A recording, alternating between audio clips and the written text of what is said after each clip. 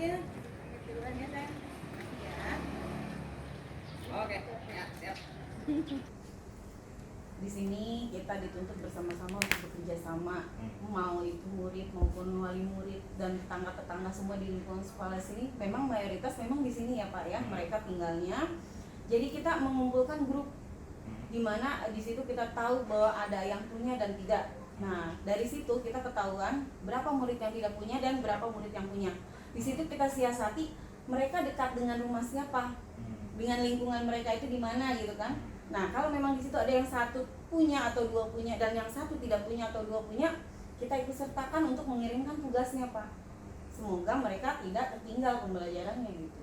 Berapa persen ada misalnya orang tua guru, orang tua murid atau murid yang nggak punya handphone gadget? Kalau kemarin kan kita nggak semua ya, kalau saya di kelas saya kemarin memang ada sekitar 50 atau 60% lah Pak yang 50-60%. Nah, yang punya atau yang nggak punya?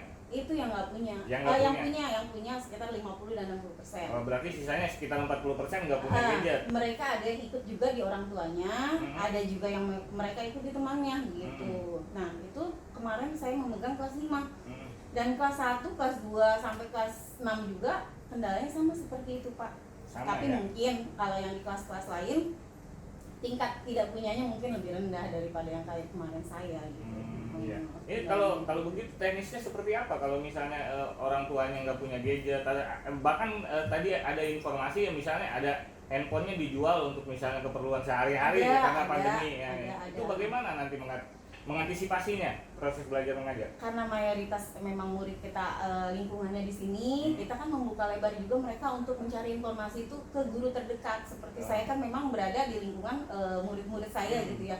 Jadi mereka kadang ke rumah intens dan saya juga kadang-kadang bertemu mereka mengunjungi sama yang tidak mempunyai HP itu, bagaimana caranya agar bisa tugas itu sampai ke guru gitu. Jadi ya gitu, kadang-kadang ada yang nganterin ke rumah saya, ada yang saya memberikan, begitu aja Pak, supaya kita ini tidak tertinggal ya pembelajaran yang minimal. Oke. Ke Pak Andri ya, sebagai operator, mekanismenya atau sistemnya seperti apa Pak selama proses belajar mengajar itu misalnya? Ya, kalau proses belajar mengajarnya, kalau untuk gurunya kita bantu dengan saya bantu dengan video-video misalkan video-video pembelajaran yang bisa diambil dari saya yang bisa saya bantu gitu. Nah, nanti baru kita terapkan ke guru-guru gitu. Nanti kalau misalkan kurang nanti bisa kita bantu gitu, bisa saya bantuin gitu.